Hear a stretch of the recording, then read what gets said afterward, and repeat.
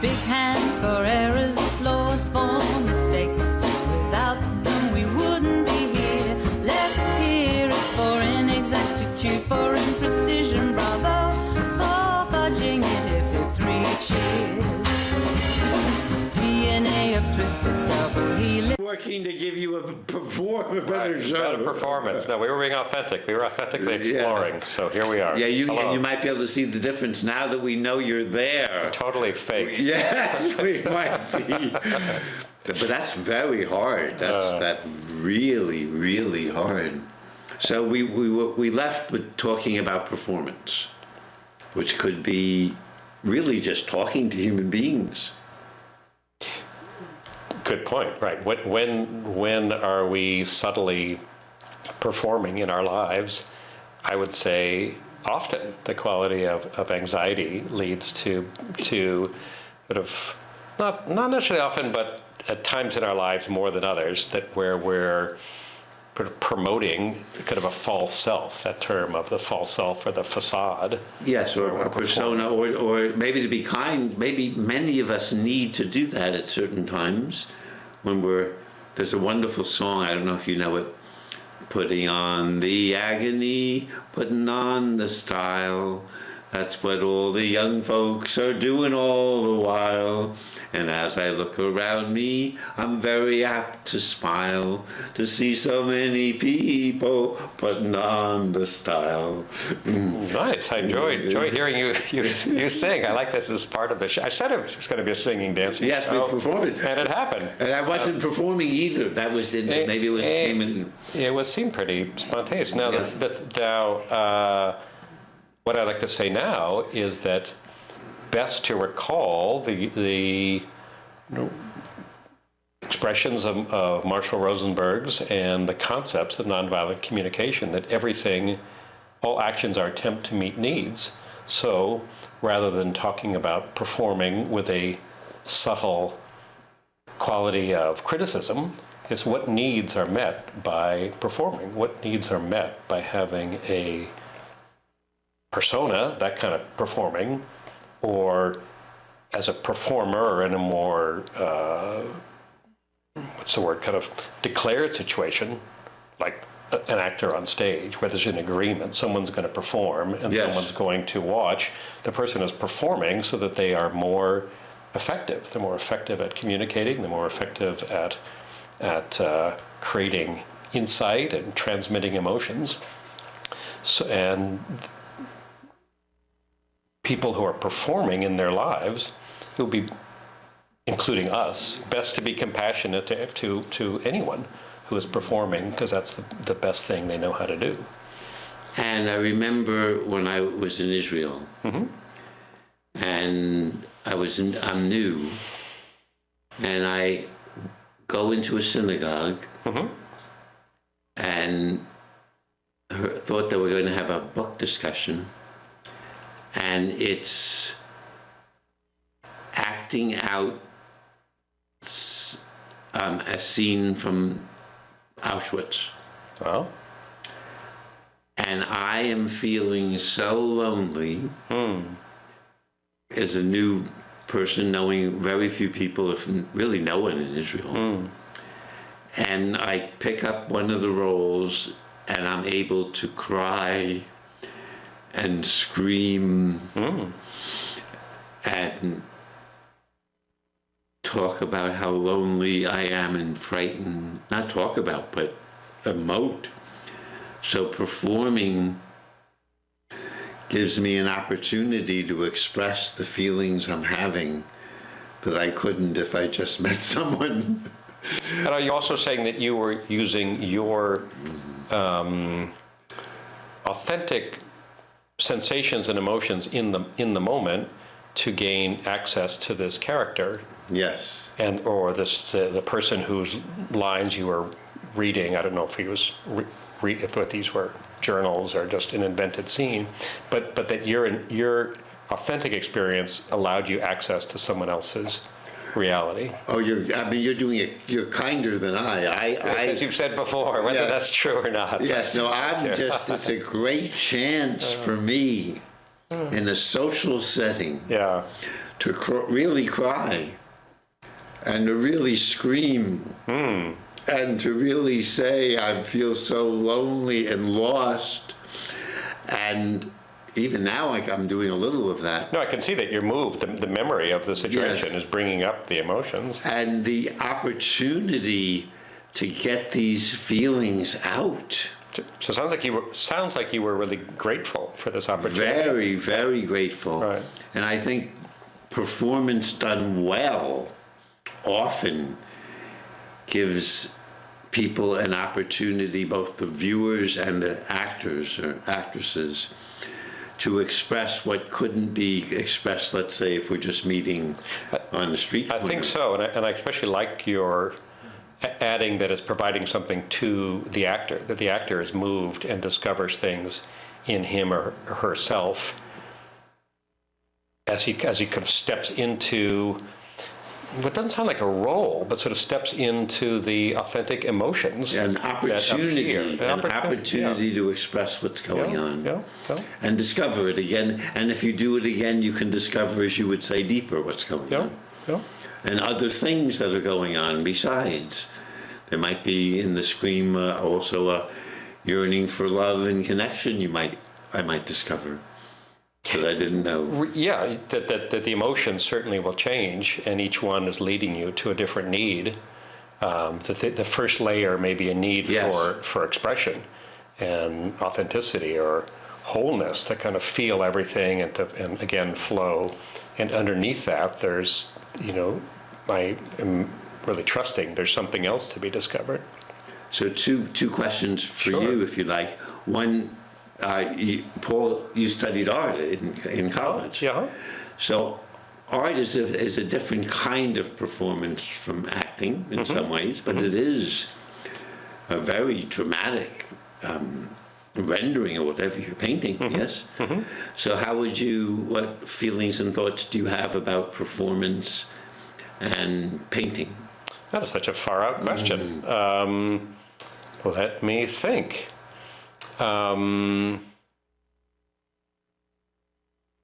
Well, I think where I see it as performance is for me knowing I want to get somewhere, and I may not know what that is. I may not know how I'm going to get there, but the where I want to get to is some image that has kind of organized life. I'm really thinking of when I was painting from life, from things that I'm seeing, so the relationship between objects in the world and my sight, and then how I make that, how I discover in the process what it is that I want to sort of quote say about that thing. It's a little hard to talk about initially, and it's really sort of fun to gather my thoughts and memories about painting. But it has what it has similar to performing, also similar to empathy, is to look for what seems essential and look for the relationships between shapes and and also a strong interest in the space between things. And so there's a space or relationship between us. And when I paint things, I'm also thinking of that. Does this seem to be making any sense to you? Yes, How do it's you a feel? beginning exploration of, and you want other people, because you've said this about, you want other people to join you on this journey. Right, to join me in true. I want to be true. I also want to be comprehensible. I want what I'm doing to quote make sense or reach someone else. That kind of same thing I was talking about with even connecting. Yeah. And that's a great feeling. Oh my, I've taken this very private journey, and I'm not alone. If you really get what I'm painting. That's I feel good hearing that. Kind of recalls those memories. Again, it's not performing. It's not performing for an audience. It's following my own authenticity, but it is crucial that it makes sense to someone else. And then we are the audience when we come to look at your paintings. Yeah. Now, an even harder question that you All right. can- This is what Michael's famous for. All right, bring it on. So I don't know the answer to this, but it's so interesting to me. Now, what is the spaces between us, for example, or between us and Columbia, who's in West Virginia, or how important is that for sensing what's alive at this moment? It might be hugely important. We know if I'm too close to you, we're going to be uncomfortable. Or too far away, yes. What did I say? So in that simple sense, space is important. That's true, but also space is really relative. If I feel emotionally comfortable with you or someone else, then my needs for space are different, or what kind of space I'm comfortable with. So it's not, maybe saying this, I'm saying something obvious, but it's not, but I'm excited by it in this moment, that shifts with emotional connection. The more connected we feel with people, the more willing we are to have less space between us. Which we did when we set up the space before the show. Yeah. So, like a painter now, when I'm trying to marry painting and NBC. I can hear you're interested in it. I'm just following along, so please continue. As aware of the space, which you are when you look at a tree, for example, Right. when you're painting a tree, Right. it's huge. Right. What's happening is so exciting, actually. Yeah. How crucial, helpful, interesting, I'll leave out interesting even, how important is it, or how can it contribute to the relationships between ourselves and ourselves and others when we are aware of the space the way an artist is? I'm not sure. Because it's really important to you. Yeah. You said that to really, and you're fascinated right. with it. Well, it's sort of, and I think that right, the distinction for me is that if I'm painting objects in life, that what's most important to me is to paint, is to record the space that sort of exists between them.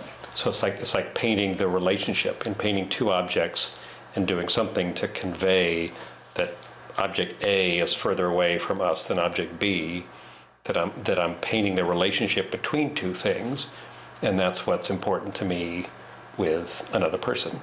So my relationship with you, my feeling relationship with you, is important to me.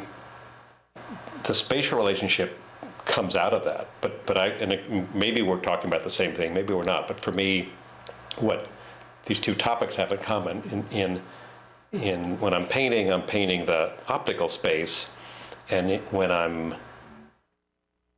empathizing, when I'm connecting to my compassionate nature or side, then I'm interested in the emotional space and the emotional connection between us. Well, that's interesting. What's the relationship between the optical and emotional? I have a little story for you. All right. So I was, as Virginia and other audience members know, I was diagnosed with sinus cancer about 15 months ago. Wow. And I had this extraordinary experience that affected my vision, and I started seeing double. Uh-huh. 2 Virginias are better than 1. There you go. Yes. I started seeing double, and then I am not making this up, because of my double vision, I started seeing what was in the environment come through, especially the torso of other people. What is, say that in another way so I can So if understand I'm it looking at more. your Yeah, torso now, I would see, I can almost get there because my eyes are still challenged, I could see the wall and central square coming through your chest. Is this because your eyes are sort of Yes. almost like cross-eyed? Yes, Yeah. very much so. And was there an emotional effect from this? I was bothered by I it would at say the kind of beginning. panic, yeah. I was very bothered by it. It was very funny. I would see, Yeah. like there's a person watching us from the street in a green or just there saying hello, and I would see them coming through your neck. Sounds at least confusing, possibly alarming, maybe amusing. How did you learn to kind of work with this? I think now, since I was not, like you, a painter, I was not aware of my environment at all. And so in some ways my psyche was saying, Paul is connected to the people outside that are watching us now. There's a very bright green raincoat there. And so my psyche was saying, you really need to feel that they're really relating to each other. I can't just focus on Paul and my relationship to Paul. It's what's happening in this room and around this room. Well, that's right, and I would certainly say that is true. Yes. That relationships are, either relationships are constantly possible, and therefore the connectivity is possible, and also these people on the sidewalk who are unknown to us are as real. And they're listening to us. We are. By the way, you can write I that know down. that. Yeah, you knew that. Yeah. I think I found that out last time I was on the show after the fact. I think I was glad the first time I didn't know. Oh, yes. Now I don't care. Or now I'm relaxed about it. So if I'm doing it well, I will feel almost like a collage. All the glass, Virginia, the rest of our audience is part of, and visually, even as artists do when writing doing a collage, are visually part of what's happening between us now. And it sounds, and I'm sensing, I'm listening to your words, and I'm also watching your face. It sounds like this was ultimately a pleasurable experience of kind of learning and awareness that seeing you the possibilities. enjoyed. Yeah. And I don't have it quite again. If it comes again, Yeah. maybe I'll greet it hello, because it was really teaching me. That's what it sounds like. It sounds like an example of something that whose first description would sound like this can only be a bad thing. Yeah. And yet you either set the intention or it occurred naturally that you discovered a kind of insight about it that brought richness to your life. Yes, because the flow that we've been talking about, Marshall calls it, one of his words he uses is compassionate flow between people. And that includes, as you would know as an artist, it's not just you and I in a neutral zone. How we're sitting, how we're looking at each other, how we're sensing each other's moves, and maybe from what you said, which is new to me, the space between us. Certainly as a dancer, we're aware of that big time. And the space is not just, they call it in dance a kinesphere, the space around your body. And certainly I know, times when my own sense of spatial sensitivity is really working much stronger. The sense of energy coming out of my hand. Things will that internal changes to me will increase my access of that awareness. So we can we're understanding space can be part of creating a compassionate flow between people.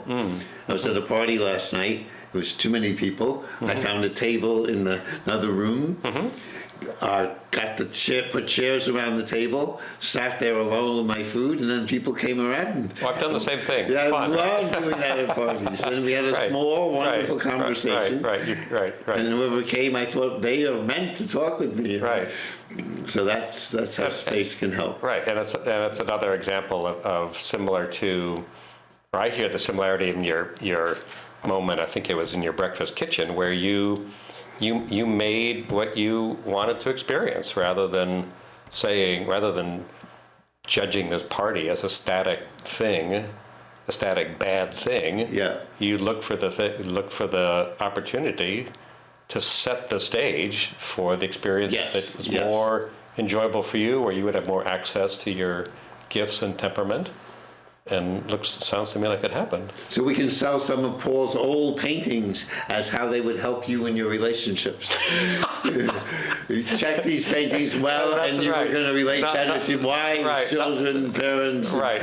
Not available in stores. Only call this number Call now. me, yeah. Right. Okay. Well, we still have, fortunately, 7 minutes. And I'm sure a lot more questions. But to we're go. going to. This is very structured by Paul. We told you we were going to talk about performance. We have spoken about performance. Now this is going to be more challenging for both of us. Okay, there is something I'm hoping to talk about the distinction between feelings and words. Is that still of interest to you? Yes. But I wanted, if you wanted to, you've disciplined me so well. Did we dare sum up summarize what we said about performance? Not easy. Not easy. Well, Maybe first, we'll do it together. Yes. we can hope, and hopefully we can summarize it faster than we actually said it the first time. We'll try to. Yes. The idea that performance is a state of awareness, maybe even some sort of self-consciousness, self-awareness of that you are trying to connect to other people. So you are making choices about what you're going to do and not do to be effective in giving people access to both maybe understandings or emotions. And meaning, yes. Meanings, right. So Columbia, we wanted to make her life better. You can tell us if we've not been doing our job. She emails me and evaluates. Last time we made her. I don't know. She said we provided her with something. So I hope. Yeah, we'll find out. Hope so. Yes, you have to stay tuned next week to find out. Right. Well, read the letter on the air. So I was studying clowning, and the teacher said a clown is 98% focused on her audience. They're doing a few things, but how it's relating to that's an extreme. But we're aware. This is different than when we were preparing for this. Yeah. Anything else you want to say about performance? Maybe we'll sum up all the show. Probably not this time, because what your third question is very interesting. Yeah, let's go on to that. Yes. And trust that whatever we said about performance was a gift. Yes. In case you missed it. Yes. So I think what you were asking about before, is to see if I heard this correctly, was how to make compassion be a felt experience and not merely a mental, cerebral, sort of, at the worst, kind of a game or puzzle solving. Well, that's an interesting way of putting it. My way of putting it, we can still focus on yours, is I have a habit, which has served me well, of talking about experience rather than reliving it when I'm speaking of it. Got it. And this is what I'd like to talk about. So I'm glad that this is at least close to what you're saying. So now I'm going to I'd like to break this down into some of the steps in nonviolent communication. Let's say that when we are wondering why someone is doing a behavior, maybe a behavior that we're not enjoying, we wonder what needs they might be meeting by doing that. That's the building block of compassion. They are, this person is dominating the conversation because they want to be heard and known, and they want respect. And I'm just making those up as possible. Yes, and they may have trouble listening, and terrified if they have to listen. That may be true. Right. Oh, so that's right. And right. There again could be. So they want it's ease and relaxation because they can track a conversation better talking than when they listen. Whatever it is. The way that I make it a felt experience is that I put my attention on remembering when any of those needs were crucial to me so that I can relive in my memory the emotional state of that memory. So rather than just saying they want respect, check, I'm done. It's like, when was a time when I wanted respect and didn't think I got it? Or when was a time that I really did receive respect, and how good did it feel to get that thing? And you feel it in your body. Right, and I feel it in my body. Yeah. So thank you. That's the only distinction that I'm trying to make here, is that I want to recall enough of my experience so that I can feel What they're that going need. through. That's Yes. very Right. beautiful. Right. Well, that's very beautiful. So, and I know there's some teachers who don't emphasize that, who just say, just focus on the need, and if you focus on the need itself, it will come to life. Sometimes that's true. Sometimes you can just hear a need word. I can hear a need word and be moved just by hearing the word. I don't even think about it. And I find this other step extremely helpful. And I emphasize it when I teach, so I wanted to put it on the air. Oh, good. To recall my experience with that need in order to relive the emotion for the purpose of my empathy being a felt experience. And I would say for performance and for flow between people, to go to our first two topics, if I, even with myself, if I'm talking about Colombia, and I remember her visit to me when she slept in my kitchen living room, and we went to a Christmas party, and if I can do what Paul said, because I'm saying the words now, if I could really, I could hear her voice now, and so wonderful is one of her favorite words, or words like that. Then I'm more connected to me. The words are not separating, going into thought world. They're staying in the feeling world. And I'm more communicating, which is what we said our performance was about. I'm more communicating to you and to Colombia if I'm feeling what I'm talking about and not just thinking about what I'm talking about. And I think I can feel this now as you talk about it. Now the mood feels kind of different in here, and she seems more alive to me, and I think you've accomplished what you were talking about and wishing to accomplish. And so for all of us